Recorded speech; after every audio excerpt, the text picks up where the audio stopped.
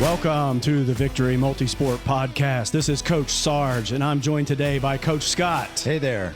Coach Kenny. Good morning, brother. And our very special guest, Harley Guy, father of two, Ironman, ultra runner, recovering addict, and someone that has faced a lot of challenges and overcome a lot of challenges through his life that we're going to get to today on our podcast. Harley, how you doing? I'm good, Sarge. How are you? Thanks for having me. Absolutely, brother. Thank you for being here. So great to see you finish your Ironman 140.6 in Arizona a few weeks ago. Be there to spectate for you, help you out.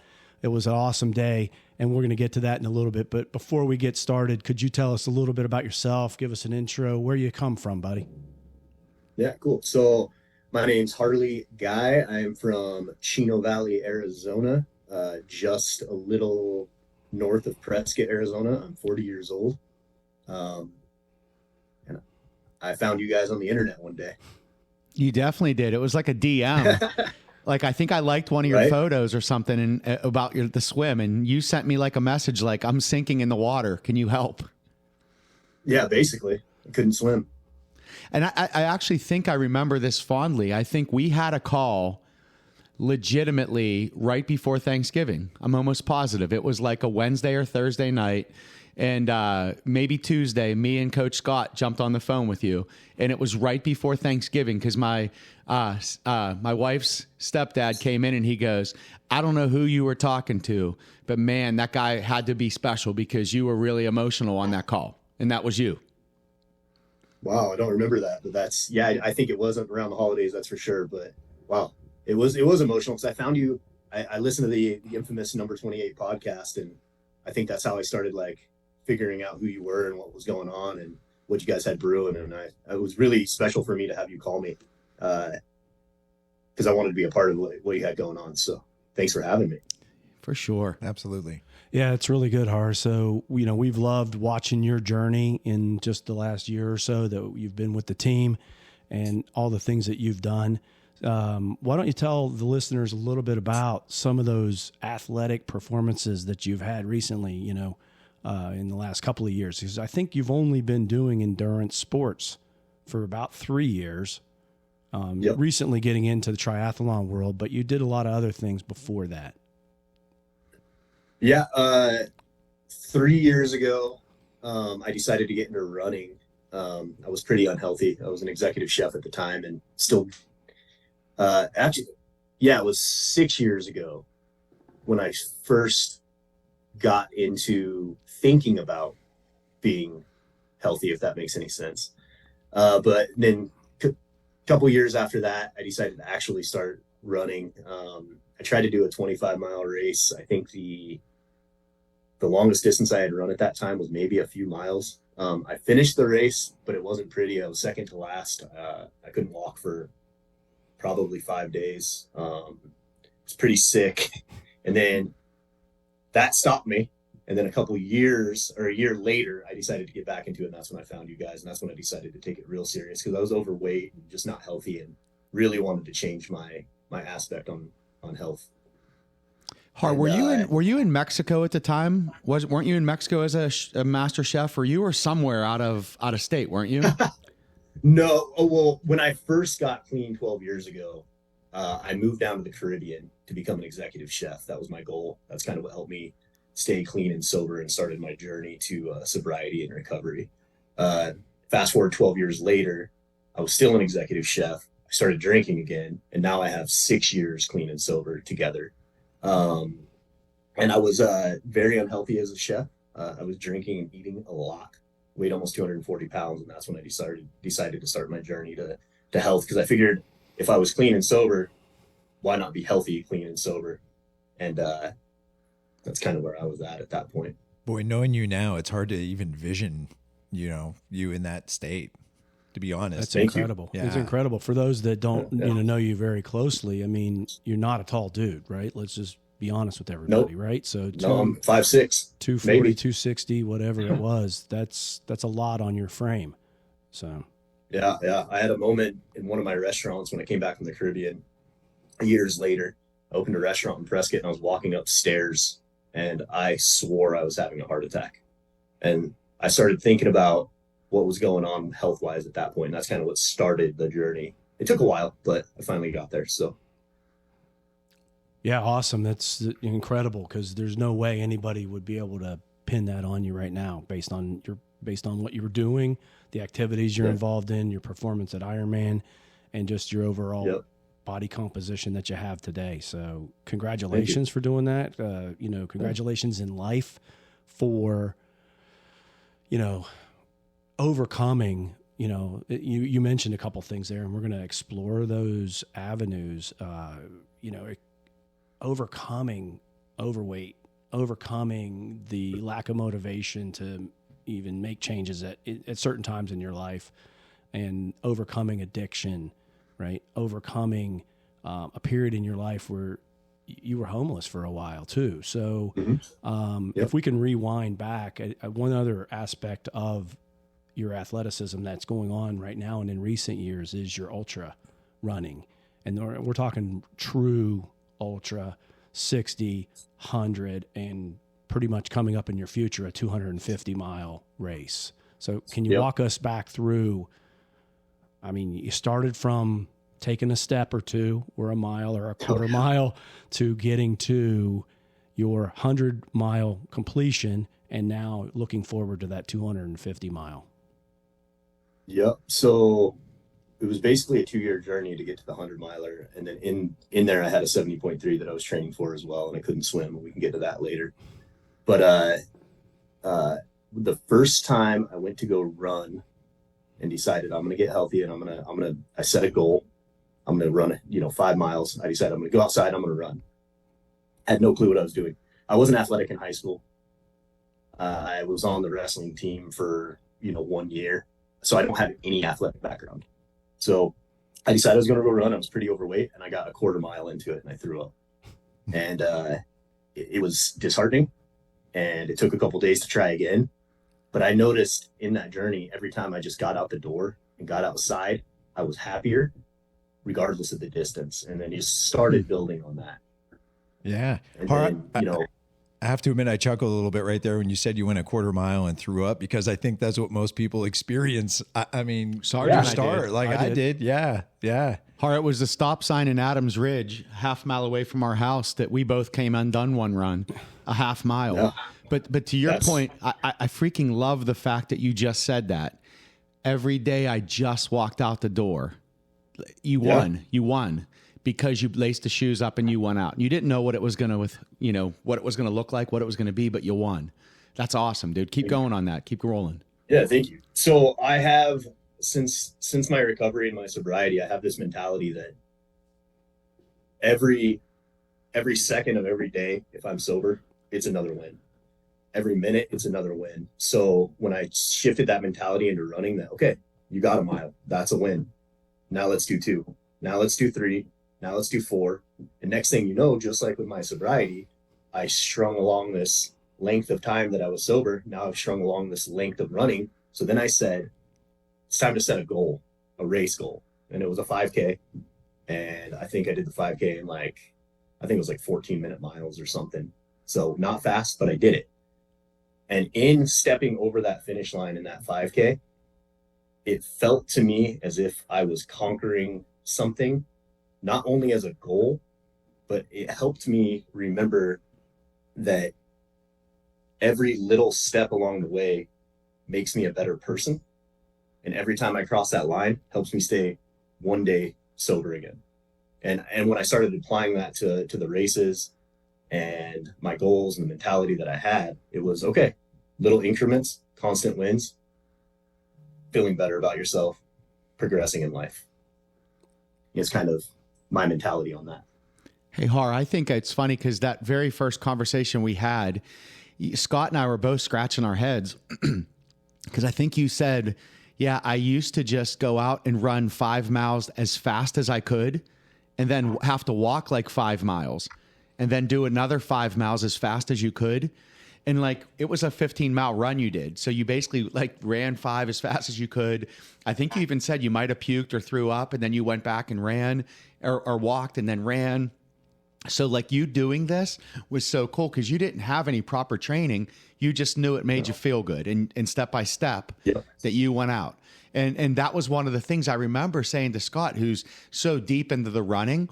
I'm like, he's gassing himself for 5 miles and he doesn't even understand pace. And then he has to walk 5 miles to just get his heart rate back down. And then he does it again. I remember a lot. Like people always say, your memory is crazy. That was one of the things that jumped out on our phone call that day, was how you attacked those runs. Yeah. I just knew, like you said, I knew nothing, but I knew I wanted to achieve a goal. And part of the running journey and the triathlon journey and the ultra journey is that me being a recovering addict, I don't understand moderation. I don't get it. Right. That's one of my character defects that I work on daily. So you guys coaching me, you kind of stepped me back and said, look, it's time to slow down on this 5 so you can get another 3. And that was a weird concept to me. Was, wait, I need to slow down to get faster. And that's kind of what you guys taught me. I mean, it was what you taught me because I had no knowledge of what to do at that point. Yeah. So go into that a little bit more, Har, where, addictive personalities, addiction in and of itself as a disease affects people's mentality on that, like all or nothing, full on, can you just explore that a little more in, not just in sports, but in other aspects of life that get people out of balance, right? And then stuff starts to fly off or fall apart or the wheels come off. And then it derails not just your sports or your athletics or your training, but your relationships, your families, all of those things start to like pay for that. Can you talk more about that? Yeah, definitely. I'll speak to my strength, experience, and hope on my personal level because I can't speak for every addict and alcoholic. Right. I'm not a drug addict. I mean, I'm not a doctor who understands the psychology of addictions, but I know that in my addiction, in my alcoholism, I have no moderation. I have a disease of adding more, right? So what happens is you think you have control and the ability to maintain life on your own terms, and you don't. As addicts and alcoholics, so we start self-medicating, at least I do, start self-medicating, and the whole medication process for me when I became an alcoholic and drug addict was to block the trauma from my past, numb life, so I essentially didn't have to live, and it worked for a while until it didn't, and then it got real bad for a long time.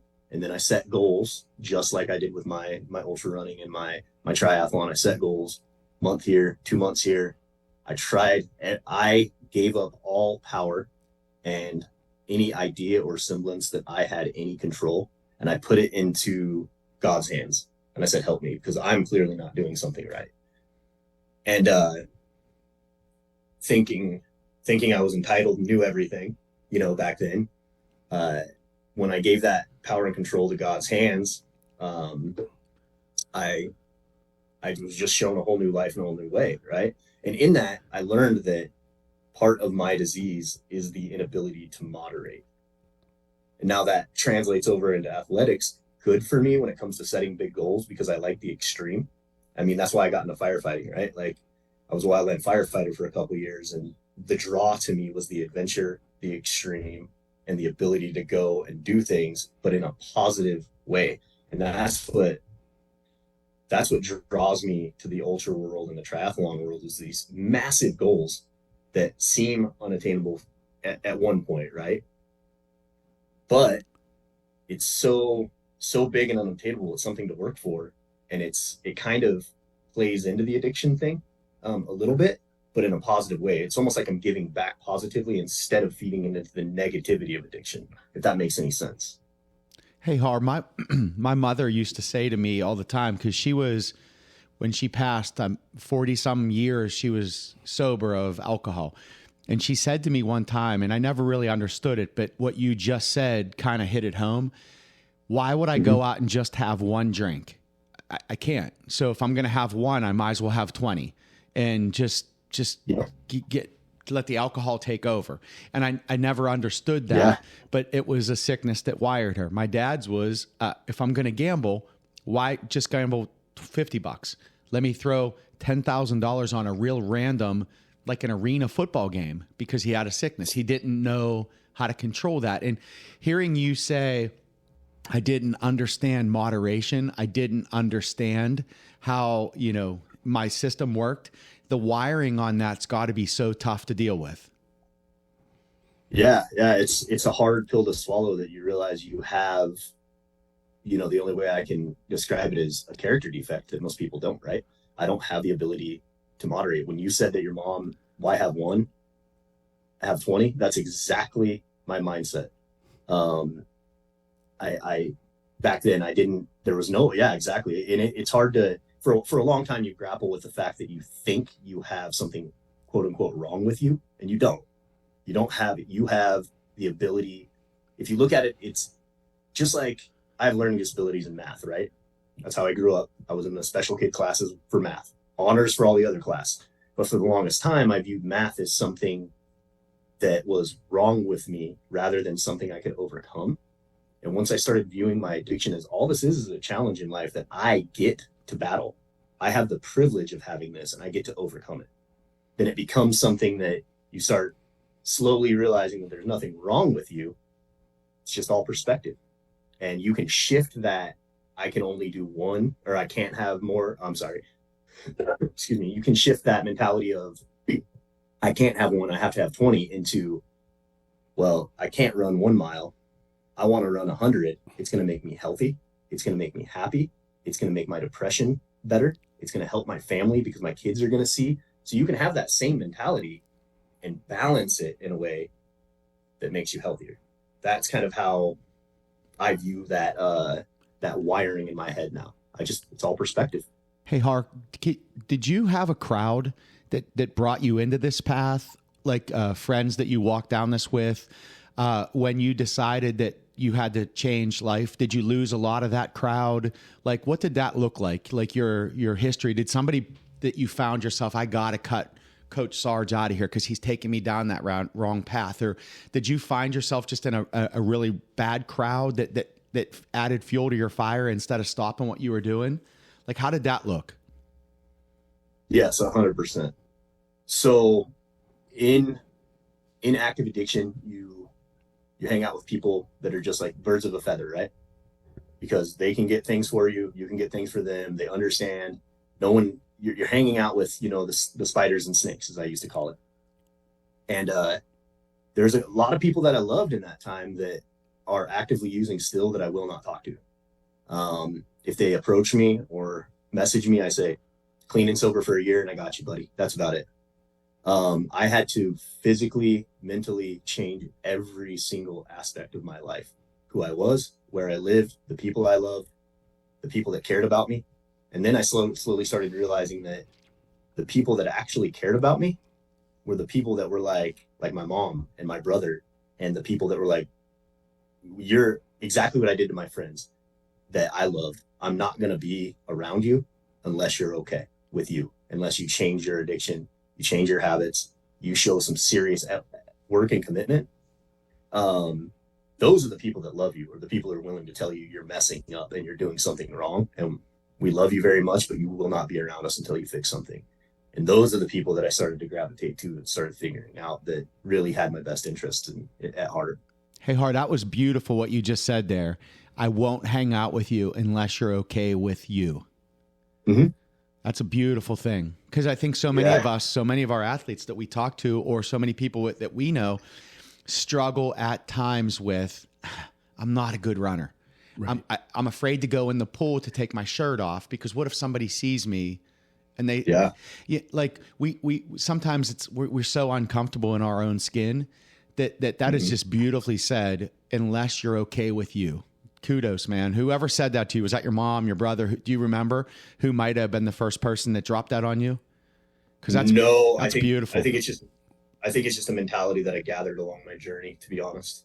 Nobody said those direct words for me, probably in some way of, you can't love unless you love yourself, that old adage. But yeah, when it comes to sports, it was hard for me in the beginning when I started this running and triathlon journey, because I had those same what ifs, right? What if I'm not fast enough? What if I'm not good enough? I still have, at times, I compare myself to certain runners and certain athletes, and then I shut that down and I say, this is a war against me. I'm not going to go run 7:30 for 100. It's not going to happen. I'm going to train like I want to, but I'm okay with pushing as hard as my body knows how, and trusting my training and understanding that I'm good enough and worth enough to step up to that starting line and achieve a goal that 99% of the people won't. And that's what drives me, is knowing that I have my own value, to know that I have the courage to step up to the line. That's just getting to that starting line is a huge deal. Or walking out the door, for that quarter mile. Yeah. Yeah. You don't have to win the race to win the race. Yeah. Every race, it's a war against me, and it's a challenge that I accepted. And if I'm dead last or middle of the pack, I don't care. I mean, I push like I care. I want to train and go fast to the best of my ability, but it's all about winning that war with me. Yeah, you're hitting on a fundamental with the psyche of endurance sports. And I love the fact that you're talking about the transition of your life, not just your transition into the sport, but it's that we're all different to some extent, obviously, but yet we all have that common denominator of the desire to participate in these types of sports. And because of that, that's what kind of brings us together. Mm-hmm. Absolutely. Yeah.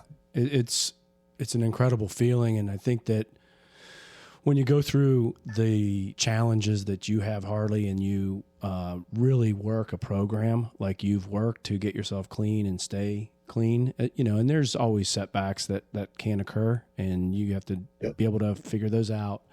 It really dives into, the word that comes to my mind is discipline.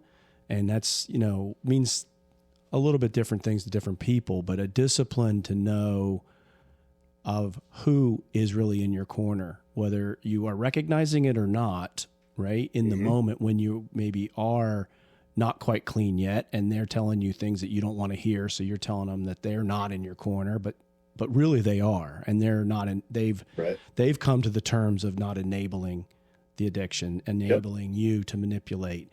They're not doing some of the crazy things that families try to do, thinking it's the right thing, but it's not. It never works, right? They're actually dropping back and telling you the same thing that now you're able to tell those old friends of yours, those old influences of yours, that you're not right.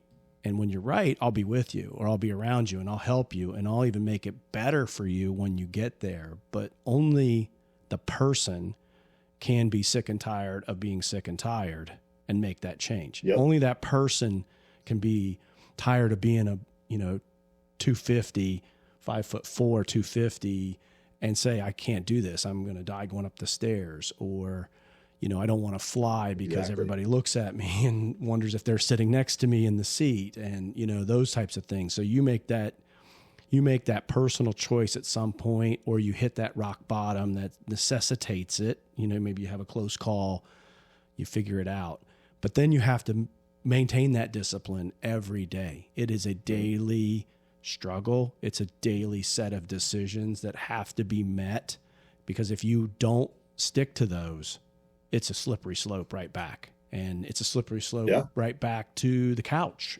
in sports. It's a slippery slope right back into addiction if you have that personality. So that's what I was taking from what you said, and it was beautiful. And the term tough love comes out a lot, and that's maybe overused in a lot of ways, but it does feel that way when you're on the other side, when you have a parent or a family member, brother, sister, whomever, that you're trying to help through this, and you have to hold them accountable, and you have to hold yourself accountable. It's tough love for yourself. It's tough love for them. And, that's something that I've learned through this, journey that you're explaining, but I've also been on with my father. And so, I was involved in a 12-step program as young as 14, I think, as a family member. Right, because he was going on. Yeah, it was Al-Anon. So he was going through his realization that he could not continue to do what he was doing, and he made the change. And he was almost 40 years clean before he passed in 2018. So and I think he got strength from me understanding it, even though I hated it. I was 14. Like, I don't want to go to these meetings. I went to a few with my mom. It's I don't want to go. I don't want to go, but I went. I still went because it was important to him at that time. And, it was really important when he got to lead a meeting and tell the story. And I learned stuff because those things that I didn't know, even growing up in the same house, that really went on, that he explained. But it just comes back to that discipline. It comes back to that way of dealing with people in a firm but fair manner, in a honest and loving manner. But that doesn't mean they get to do whatever they want to do, because the addict's going to make up crazy things. You just got to set healthy boundaries. The athletes might make up crazy things on the coaches, right?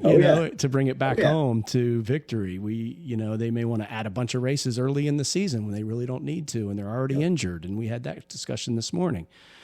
And they need what you explained earlier about the ability to step back, the outside looking in view of an athlete and what's going on with that athlete. So I think that's super important. These are, incredibly applicable points for a lot of different things in life. This person doesn't even have to be an addict to learn from this type of program and these types of principles. Yeah, it's like when Coach King, I don't know if you remember when I broke my foot before that 70.3. Oh, yeah. Right? Like a week before. And Kenny said to me, well, maybe this is the universe's way of telling you to slow down and stop training more than we're telling you to train. And something went, oh, okay. That's the mentality that gets me in trouble, is I think I know best, right? So if we can step back as athletes, we signed up for a team, we pay for these coaches that know what they're doing. Let's listen to them and let's trust the training, and let's do every little thing that they're telling us to do and understand, ask questions along the way and navigate that in a different way, and maybe adjust as we go. But yeah, as athletes, we're signing up for a team for coaches. It may in my experience, it was because I didn't know what I was doing. So I needed to listen to that, right? However, I remember, I'm not a confrontational guy by no means, and I had to call you on a Sunday. I called Coach Bowes and I go, what did you put in his training peaks? And he goes, 8 miles. I said, Harley's posted on social media that he ran 26 miles. And I remember I called you and I go, hey, Har. And I tried to not confront you. And I was like, can you tell me what your training peaks says? Because I think mine is broke. Mine said 8. What did yours say? Because I think I was just trying to get, and you're like, yeah, I get where you're going. And I think, Har, you had a moment where you had to run it out of you, or else you may have taken a step back. And that really hit home to me when we talked about it. I think we both cried a little bit. We were going through it. I think we prayed together, and it helped me understand what Harley Ray Guy is all about. And what Harley Ray Guy needs at times is just that, hey, is it all right if I do a 2-hour bike instead of that 45-minute, because I need to chase something out of my mind? And you speak a little bit on that, because that's that side of you sometimes, that daily grind of I can't go backwards. So in lieu of that, I'm going to do this. Yep. So yeah, I remember you calling me. That was a very eye-opening experience for me as well. And I didn't express to you and communicate to you guys that I was essentially going through a divorce at the time. And that's what was going on. Me and my I call her my wife. We weren't married. She's a great person, just not my person. We were together for 7 years and we were breaking up. We had a house, we had cars, the whole thing essentially of a marriage without the ring. And I decided that day I was going to go run it out instead of get angry, instead of, go drink, go do what, the addict mind tells me, that it starts telling me what I should do to numb the pain. And instead of calling you guys and saying, hey, I'm going through it. Can we add some more miles? Can we adjust? This is what's going on. This is what helps me. It's because running is my therapy. When I hit the trails, I work everything out. I talk to the people I love about it, but running really, really clears my mind, and it really sets me up for the next moment in the day or the week or whatever. And what I got from that was, to better myself as an athlete, I need to communicate with my coaches to let them know what's going on in my life, so they can say, yeah, totally. Go and maybe not smash out 26. How about we do 10 miler today? We get you on the bike longer. We get you a harder swim, and here's why. Yeah, again, that was the mentality of I'm just gonna go smash it out and everything's gonna be fine. And then that year I got hurt, so I listened to this year and I went into the full relatively actually injury free. I had one little moment where I had a hamstring strain in training, and that was about it. And I got sick once, but I didn't get hurt. And I truly think that's because I listened to my coaches. You know, I talked to Shep and I said, hey, I want to go smash out the 20 miler today, but I'm going to do the 10. Are you cool if I do a body weight exercise? Or if I add a little bit more time on the bike? I communicated that instead of thinking I knew what I was doing and got hurt. So, well, I think that's key for all of us coaches is, you know, we say it all the time that when we're in your corner, we're in your corner. And for the good or bad, you know, Harley, I can think of probably 20 phone calls we had, you know, over the course of this 2 years that had nothing to do with your pacing or your heart rate or elevation or a race. But it was, hey, what's up going on in your noodle? How you doing? What's happening? What's going on? Yep. What do you need from me? How can we pray? Like that's the beautiful thing with the coaching. It's not helping you because you're going to run 100 miles. You're going to finish that. But it's helping you understand the best way to get there, the safest way to get there to with all that's going on with you. That's what I love the most about it. And I think Scott and I were kind of shaking our head on was like, dang it, I didn't even know he was going through it. And that's what I was mad is you didn't feel comfortable at the time to let us know, hey, something's happening. I got to go deal with this. And that's where to all of our athletes, we try to tell them, let us be part of the equation. It might be go run 20 miles and you're good with it, but let us know what it is so that we can walk through life together with you. And that was such a pivotal call because I think that set up your whole 2022 in a proper way. It did absolutely 100%. It gave me a whole different perspective on what training really is. It's not just go out and push, and then walk 5 miles and then push, and hope you can smash 20. Like there's a process to it. And if you just trust the process, you will achieve really great things that you didn't think were even possible. Like 2 years ago, I swam 2.4 miles the other day, right? I biked 112 and I ran a marathon in one day in 13 hours. 12 years ago, 13 years ago, you couldn't get up the steps heroin behind a dumpster. Yeah, I would have never thought that, but I took the steps to get there now.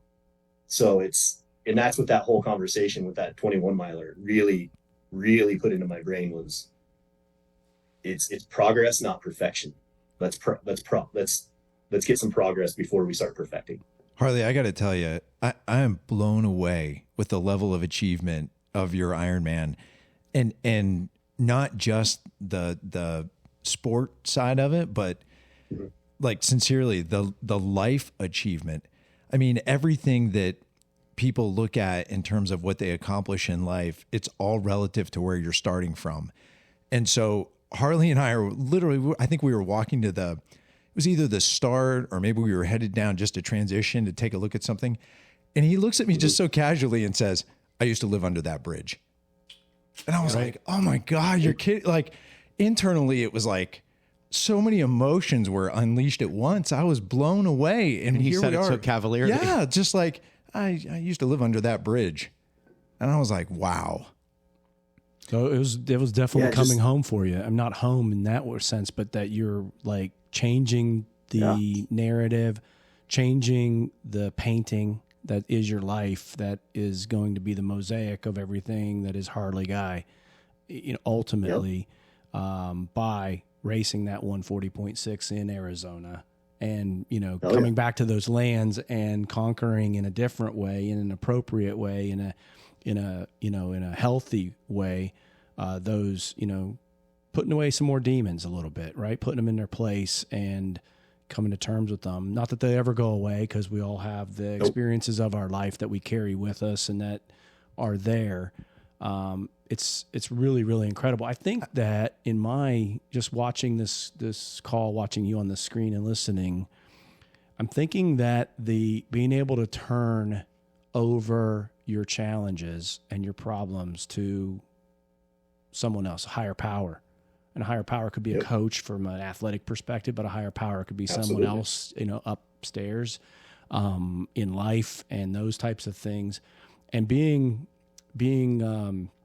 receptive to the feedback of, if you do this, you can get that. If you do this, the next day you can get further. If you do it this way, it's proven to be a success.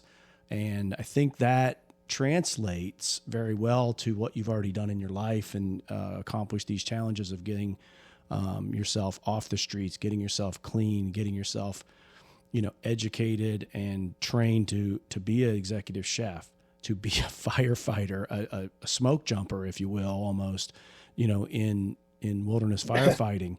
And then now transitioning even into a new career. And I'm sure you've probably had even a half dozen other things that you've done in your life as careers, and you've had to reinvent yourself and time again. Reinvent yourself as an athlete, reinventing yourself as a person, reinventing yourself as a dad, father, husband, partner, reinventing yourself as in your career, whatever that job is or that, source of income is for you. So I'm blown away.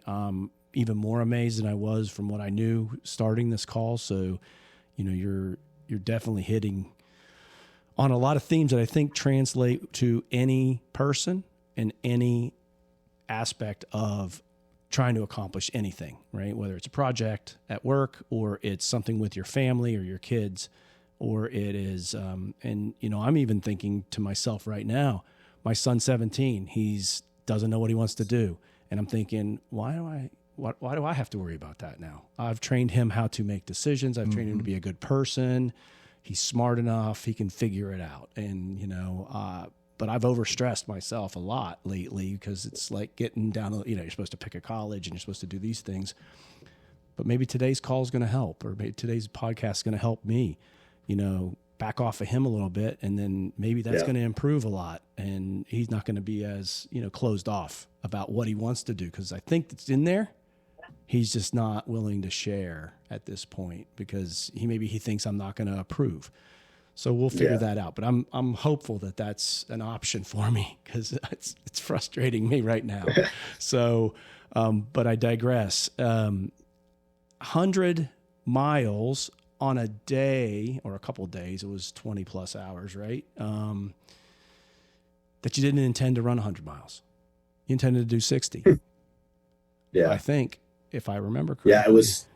Let me back up real quick and just clarify too. I was not a smoke jumper. Just in the wildland fighter community, that's a big deal. Yeah, so I worked on some engines and a helicopter crew and some stuff like that. Anyways, I wanted to clarify that. That's fine. That's cool. We're civilians in that regard. We don't know the terms, so correct us if we're wrong. It's much like the special ops, like with your military background. Yep. I would never say I was a SEAL, right? Right. But anyways. But you could be. You could be if you wanted to be.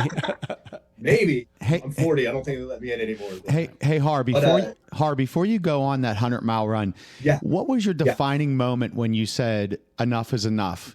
Your draw a line in the moment, because we haven't touched on what was that lowest point that you hit that said, I'm done. I can't do this anymore. I got to give it up. Hey, actually, before you answer that, Har, so taking that question, apply that to across all of the spaces in your life, because you've changed careers multiple times. You've had the courage to get into endurance sports when your friends weren't. So it sounds like you have a common personality trait where you're willing to go in a direction to a point, and then you have a moment of realization where you're like, I'm going to pivot and I'm going to move in a different direction because I feel it's in my best interest. So what is it that triggers you to make the decision to pursue whatever that is, like a passion or an interest? Like, what do you think that is? Like, what is the fundamental thing that sort of moves you? Well, I think that the fundamental thing that started to move me was my fear of success, or my fear of accomplishing goals. I feared that fear rather than understanding that without fear, there is no courage. So I started accepting the fear and realizing, leaning into the fear, making yourself better, that's where the courage lies, and that's the good stuff. So fear isn't a bad thing. Fear is a motivator. Love it. When it comes to that's with the endurance sport thing. When it comes to the addiction, people ask me this all the time. How did you get clean? What was that moment? I can't tell you a moment, but I can tell you there was a year where I, in one day, OD'd 3 times, got brought back, wrecked my car on the highway, was put in jail multiple times, and I was in 16 different detoxes and 5 different rehabs in about 2-year span. And I just got sick and tired of being sick and tired. Much like when people are overweight and they make that decision, I'm sick and tired of being overweight. I'm sick and tired of waking up and eating the candy bars. I feel like crap. It's not killing me. I don't have the courage to kill myself. It's not working. I need something different. Life is going downhill.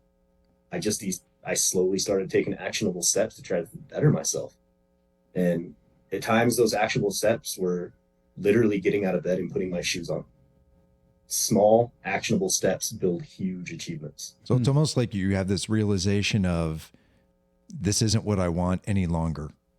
And that's when you decide I'm moving on, or I'm going to pursue something else. Well, look, if it's not positive in my life and it's not making me or helping me progress as a being to help others, what's the point of doing it? If you wake up every day and you go to your work and you get out of work every day and you're angry and you go yell at your family and you're upset because you hate your job, quit your job or figure out a way to make your situation better. And I was afraid to make those decisions because I didn't think I had the worth, value, or confidence to make those decisions. And in my sobriety and in my athletics, I've realized that I'm lovable, I'm teachable, and I'm extremely confident. And if I don't like something, I have the ability within me to try to fix it. I may not have all the answers, but I guarantee, just like when I talked to Coach for my 70.3, I don't have a bike, I don't know how to swim, and I can barely run. I think Kenny, or maybe it was Scott, actually said to me, look, the tools will fall into place, just sign up for the race. And that's the same thing. Have the courage to take that next step, and then surround yourself with people that are going to better you, just like your coaches. Hang out with the winners, essentially. Sounds like you, through this process of getting clean and learning about that, and you've built this filter for your life that you use to analyze all things, all inputs that are coming in. Is this productive? Yep. Is this making me happy? Is this making me better? Is this, for my family? Whatever your value system is stacked, however that is stacked, you have this really clear, defined filter that you probably can't fully explain to us, but it's in your head and you use it every single day. Yes. And you're using it in all aspects, which I think is really super important.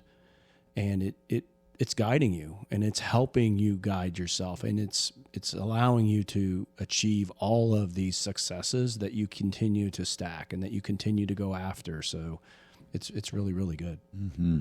It's really good. Definitely. So when it comes to the 60 miles that turn into 100 miles, you want me to touch base on that now? Yeah, I think that's important. I think that's important. Cool. So I had my buddy Jason Baum. He's an ultra runner who I look up to a lot. That I race. I've run with him quite a bit, and he's one of those people that I saw what he had and I wanted it, because the way he spoke about running and ultra marathoning was just incredible, And he's a lot like me. He's not going to podium, but he's going to finish, and he's going to finish strong. And he's done multiple 100-mile races, and I thought, that'd be something to get into. So hanging out with him and running with him in my journey, he decided he's done multiple hundreds, like I said, and he decided to do Cocodona 250. This is a 250-mile race through the hills of Arizona. And it's right in my backyard, like literally right there. They run on this flat Altomingus Mountain, which I'm looking out through this window right here. So he asked me, I finished Black Canyon 60K, did it pretty well. Antelope Canyon 50 miler, did that in under 11 hours, which was a big deal for me. That was my goal. And he slowly started realizing that I was serious. So he asked me if I could pace him for this long race. And if people don't know, a pacer is essentially like another runner, a buddy that's strong, that kind of understands the process of ultra marathoning and running, and hangs out with you. So you make sure that you eat, you're on course, you have your nutrition, You're just somebody to talk to during the pain because it gets painful out there. And he wanted me for 60 mile section. I think it was 56 miles I was going to do with him. And the day before, he called me and said 2 of his pacers dropped. And he's like, if you want to do 100 with me, I'd love to have you. And I was like, yep, without a doubt, let's go. Bam. And I pivoted my thinking, and I knew I was going to do 100 with him. And he had me pace him from Mingus Mountain. We dropped into Jerome, through the Verde Valley into Sedona, and then to Munns Park and Flagstaff, it was 98 miles when I dropped him, and I went out and did 2 more miles to make sure it was 100. And I think that mentality of, yeah, I got you, let's do this, really works in that situation. I think because what's 60 to 100, right? It's 40 miles. That's massive. But if you're going to do 60, keep pushing. Just go. Yeah, I got you. What do you need? And it wasn't a large amount of all out running, because at that point I picked him up, it was 100 miles, or he was 120 miles into it. I think when I dropped him, he was going to be 200 in like 40 miles or something. I can't remember the exact math, but either way, it was a lot of power hiking, running here and there, making sure he took naps. It was a really good experience. And in that, I'm on this course. I'm experiencing this amazing 250-mile journey that my friend's on. And he broke his ankle in it coming down from Jerome. And that was mile 125 for him, and he finished. Or sprained his ankle rather. But I knew I wanted to do that. I knew after 100, because I didn't feel fresh after 100. It hurt real bad. But I knew that 250 was in the works, and that was the next step for me. Man, Har, I got to tell you, like sitting here, hearing all about like your achievements and stuff, and just talking even through that, you're a very forward-looking individual. And what I mean by that is you were asked to help your friend go to the 100 miles. You made the decision, like, I'm going to do it. I'm going the 100. And then your thinking immediately shifted to tactics and strategy and pacing. Mm-hmm. Never once did you come back and think, oh, maybe I don't want to. Yeah. Why am I doing this? It was why like, am I here? You make the decision, you identify the target, and you lean in and you move forward. And that Absolutely. theme, I'm picking up on that as we're kind of working through this. It's you make a decision and you look ahead and you don't look back. Mm-hmm.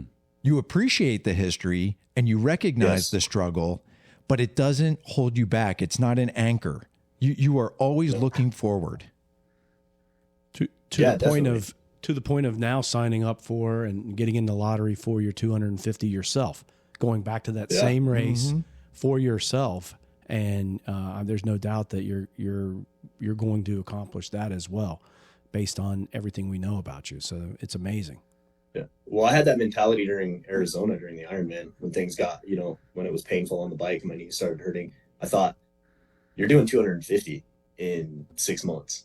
This is training for that too. Like, you're going to finish regardless. It was never, oh, I used to be a drug addict, or, oh, I last couple of workouts, I couldn't run as fast as I wanted, or any of that. It was just like, what's the next goal?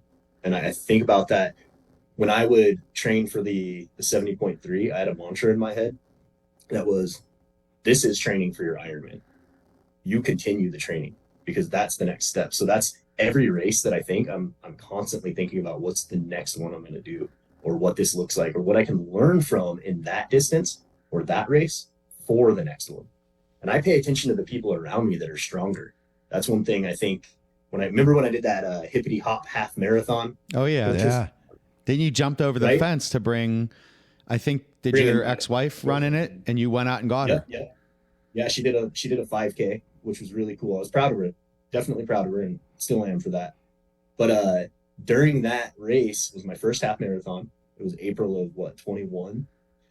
Excuse me. So I remember having a conversation with Scott about the people wearing the Ironman gear and the tri-suits and the shoes.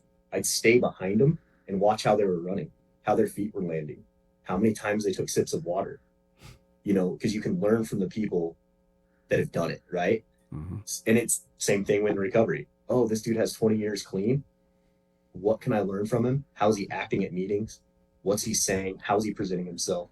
It's the same thing in the triathlon stuff, right? If I want to be a better swimmer, I hang out with the better swimmers. And that's kind of my philosophy in all those races. Is I'm always looking for somebody better than me to learn from. Harley, I think Love the curiosity. I think the cool thing too is if people truly understand, and this podcast is going to show a lot of light on you, but when you look at like you were homeless for 12 years and you don't have the $20,000 Cervelo bike that you ride on, and you don't have, like when you first started swimming with us, you swam in like a 13-yard pool at a hotel, and because it was free, and you made do with what you had. And I think that when we spoke at Ironman, we looked at that bike. Remember that bike in the morning? And I said to you, look at that guy's bike. It didn't have aero bars. It had a big seat on it. And my point was, if it's bad enough and in your heart, you'll find a way. If you want it bad enough and it's on your heart, you'll find a way to make it work. And you've done that. Go lay down. And you've done Sorry, that. my dog was. I was wondering. I thought Sarge was doing something under the table. I didn't know what was going on. No, my dog just came up. She was being quiet the whole time, and then came up and decided to start talking to me. So no, sorry. it's fine. But the thing I think that's so awesome to watch is at times you'll say to me, "Hey, coach, should I buy a new pair of shoes or the tires? What do you think?" And you make it work. You always find a way to make it work. And now you include us in those right decisions. But I think my point there is from where you've come from, overcome, and to what you continue to do and chase down, you find a way to make it work, whether it's swimming in a 50-meter pool, a 13-yard pool, or it's not having the right shoes, but I'm going to work towards getting them. And that's what I love about you is you find a way to finish, whatever that looks like. And you're a study of the sport. Like you study everything and you ask the right questions. And that's the cool thing with you. No excuses, guy. I mean, you're just not an excuse guy. You're not going to come up with any. You're not going to allow them to creep in. You're going to, improvise, adapt, and overcome as a term because you got to get it done. And, because I think my interpretation would be the goal is that important. If you said it and you've talked about it in your head or you've written it down or you've told other people about it, then you're going to figure out a way. You're going to figure out what it needs to be done to get to that. And it's an incredible skill. It's an incredible personality trait that is, giving you the success that you're having in life and in sports and everything else. And it's awesome. We've always been admirers of it in you just by watching your journey and getting you to the start line and then watching you finish. And now hearing about it and like thinking in our heads or in my head that there could have been 1,000 times you could have said, I don't have a pool. I don't have this. I'm going to drop from the 70.3. I don't really have a broken foot. Yeah, I have a broken foot. I don't really know how to swim, but I'm going to jump in this water and do 1.2 miles with a couple thousand people that I don't know. But you've always persevered. You pushed through. You've made it happen. And from what we saw a few weeks ago, you've put the work in and the grind's given you back what you gave it. And it's paying off because you had a great race. Great season. You were on it. You hit every mark, if not beat some of your split times that you were looking for. You swam faster than you expected. You had a great flow on the run. You had smiling on the run the entire way. Every place we saw you, every picture we took, you were smiling. So we're super fans of Harley Guy. That's for sure. That's for sure. So thanks, I appreciate that. Oh, absolutely. So 250 is when it's give us the dates on that. The Cocodonia. May 1st through the 7th. Okay. You have 125 hours to finish. I think it's May 1st, may have been May 2nd. They changed it up a couple times and things evolve in big races like that. Last year they had a fire that cut through the beginning, so they had to redirect it. So who knows what it'll look like this year, but I'm hoping it's the first week of May, 250 mile race. You have that period of time to complete it. So you have a deadline. you did something very special, I think, at the beginning of Ironman. So I'm going to bring that back to this 250 is, we as a team got together and said a prayer. Sayward actually was leading that prayer, and she did a fantastic job. But you wanted to add to it, and you wanted to say something special for that day. Now, you have trained, you have swam, you have biked, you have sweated the details of you having to race. But can you talk about who we all collectively prayed for with you leading us that morning? Yeah. Yeah. Say said an incredible prayer, and Coach Kenny did too. And, for all the athletes out there that day, including, everyone, not just the victory athletes, which was really cool, super inspiring. And then I wanted to say something to the effect of, I want to pray for those in active addiction that are either winning the battle, have fought the battle, are still fighting the battle, or have passed away. And that I hope that this race gives some inspiration to somebody that's actively battling their addiction right now, thinking, I could never do that because I'm not worth it, to this guy did it. He was 12 years homeless. He was a heroin addict. He was an alcoholic. He lived under the bridges in that exact race where we were at. I think I pointed out an oleander bush that I was under. That whole race has memories of holding signs on freeways. The entirety of that course was nothing but a reminder of what I overcame. So I was hoping in that prayer that maybe at some point in my life that story can get given to somebody, and that they can have some courage to fight their own Ironman. Maybe it's not an Ironman, but maybe it's just putting down that bottle and calling somebody. Mm-hmm. Hey, Harley, what's your new career path right now? If you could touch on that for a minute, because I think it's very special what you're doing today. Okay. I'm a peer support specialist for a recovery community in the town. Essentially what a peer support specialist does is we guide and mentor newly recovering addicts and alcoholics that are in treatment, because we have been there and we have done that. And we take them to go get their license or probation office. And in that, we get to just have conversations about how they're doing, what I did to stay sober and clean, what can help them. It's just hanging out with other people just like me that just happen to be newly in the recovery process. And it's really cool. And now I also got a deli management position for a rather large corporation, and it's going to bring in more income too. So monetarily, I'm satisfied, and I get to fill that gap of service where I want to be of service to recovering addicts and alcoholics. It's such a funny how God is using you as his vessel. I mean, like legitimately, I sit there and I look. When I lost my mom, it was the hardest thing I've ever had to endure. And to see probably 75 people come up and say, your mom saved my life. Your mom offered me her house when I had nothing. She stopped me from putting that bottle to my mouth. She stopped me from putting that drug in my arm. And I sit there and I saw it, like when Sarge was saying about going to Al-Anon, that was embarrassing as a kid.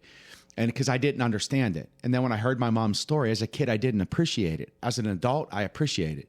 And seeing God flow through you and what you're doing, the humility you go about it, the care and love you have for people, and to have it as an honor. Like, I've been on the phone with you before chopping it up when you're like, Coach, I love you, but I got to go. I have somebody that's wanting to drink or wanting to do drugs, and I got to go. Like, I don't know if you even realize how many people view you as a leader. Like, that's the way that when you were at your lowest time, when you thought maybe it's okay if I left this world because what am I doing for it, to where you are today. Coach Bowles, I'll always remember the very first time we talked, and I called him after. I'm like, we have to get him, whatever that looks like. He goes, that guy's already won in life. No matter what race, no matter what he does, he's won. And I'm getting emotional because I love you so much, and you've won in life. Thank you. It's took me a long time to accept that I'm actually doing some good, and I appreciate that other people are seeing it. So thank you. Absolutely. That's why we wanted to bring it up and make sure we put it into the cast today, so you have this vehicle to share, your story and some of the whys behind it. But so back to your 250. Yeah. Is there a cause greater than the Harley guy of completing a 250-mile race? Are you running? Is there a support that you would like from any community, not just the Victory Multisport community, but any listener or anybody that comes in contact with anybody that we know? Can you explain, where we can help you, help others, whatever that is? Gotcha. So when I originally wanted to do the 250, regardless if I got a charity bib or not, I was going to try to raise money. The charity bibs went really fast. There's only a couple of them, which is essentially you raise $3,000, covers your cost of the race, which was like 1,800 or something, and then any money after that goes to the charity, either of the choosing of the race director or of your choice. And in our town, there's not a lot of recovery based, how do I put this? Recovery based communities that you can actually donate to. You can, but it's kind of strange. So I decided there's a cause called the Teen Launchpad here, and what this community does is they incite confidence in teens at a young age to possibly my dog's barking again, sorry, to possibly mitigate the beginning of addictions, eating disorders, whatever that may be at a younger age, to teach teens confidence. And they're doing an amazing job. And it's called the Teen Launchpad in Prescott, Arizona. So we decided to do a GoFundMe when the charity bibs ran out. My buddy John, who actually completed the 250 as well, and he's a pastor at a local church, approached me and said, "Hey, I want you to do this race. Let's raise some money, and this is how we're going to do it." And he has a background in I forget how he put it, but he creates causes and creates money to give back to communities, right? I don't know what that's called, but that's his background. So he decided to help me out.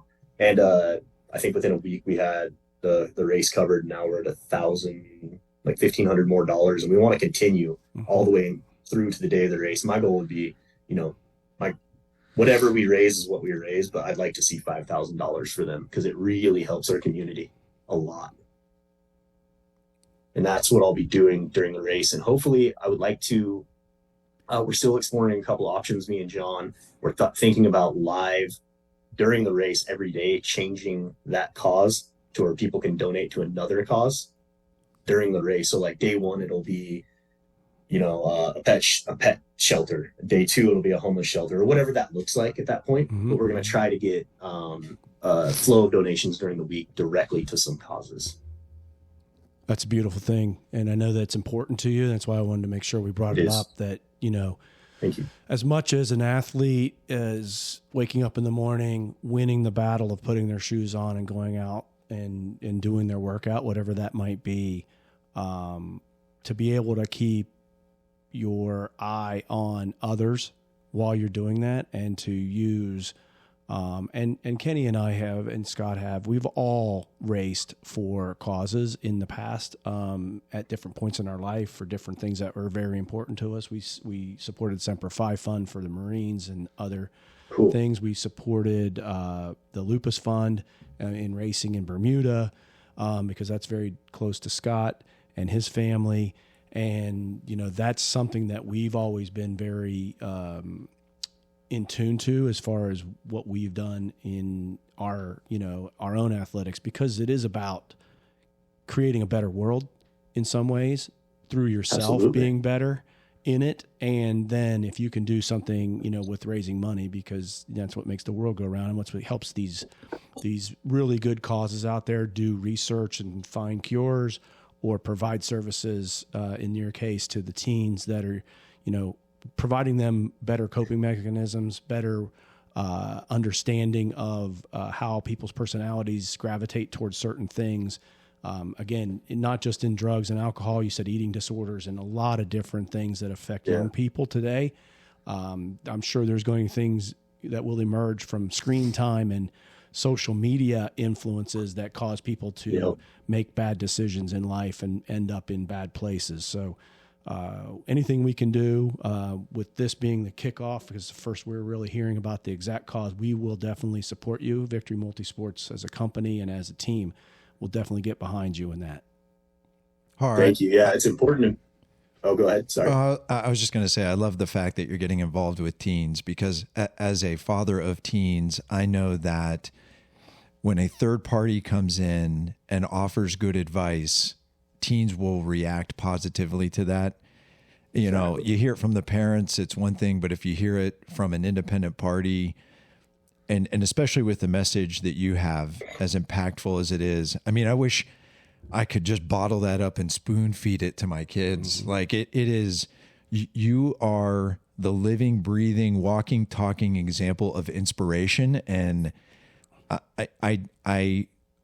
you probably, I mean, perspective is everything in life. And I'm sure you don't see that because, you know, you're the one that's doing it. But from us sitting here as an outsider looking at you, the impact that you're having is immense. And not just on teens, obviously, through that particular avenue, but in general. Again, I can't say it enough. If I could bottle that up and spoon feed it to everybody, I would. It is truly fantastic. Yeah, I just had this conversation with my partner right now. I told Monet, if I had somebody in the beginning that I could trust that would tell me that I was making bad decisions or what my decisions were going to lead to when I was 13 and I started to smoke weed and then started shooting heroin by 16, you know, and I wish I had somebody who I could have talked to. Unfortunately, my mom was in active addiction and we were, you know, I lived in a tent when I was born. I came from very extreme poverty. We lived in a bus. We never really had houses.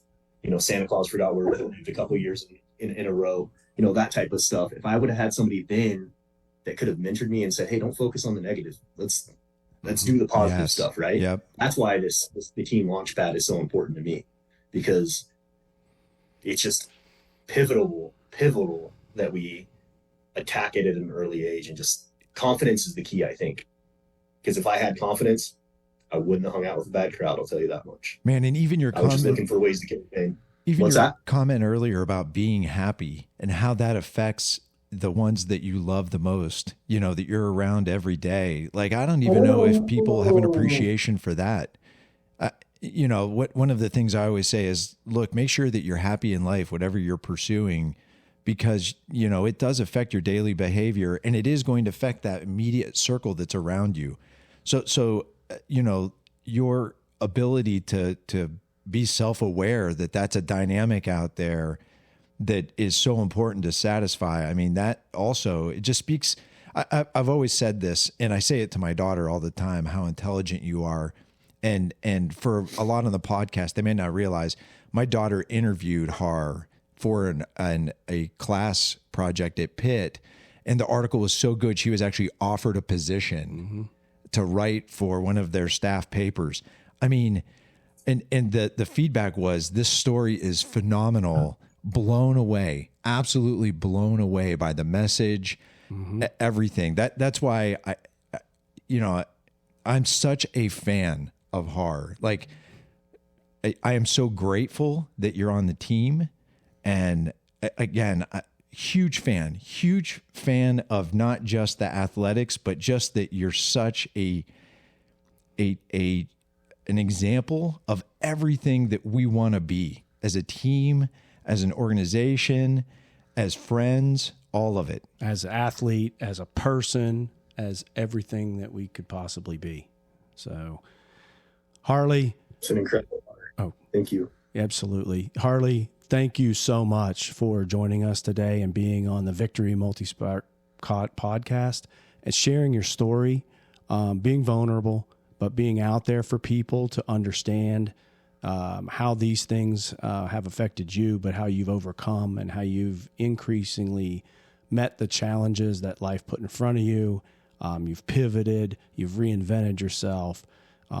So you are well deserved of all of the titles of Ironman, ultra marathoner, father, husband, partner, and ultra, ultra in life. So congratulations to you. Keep it up. Or Scott, I couldn't say it any better. We love having you around. Kenny's already shared that with you. Really appreciate you being here with us today. Excited for your future. Thank you. Thank you. I'm so honored to be here. Appreciate it, guys. Have a good day. Well, thank you, everybody, for listening to the Victory Multisport podcast. We'll see you very soon.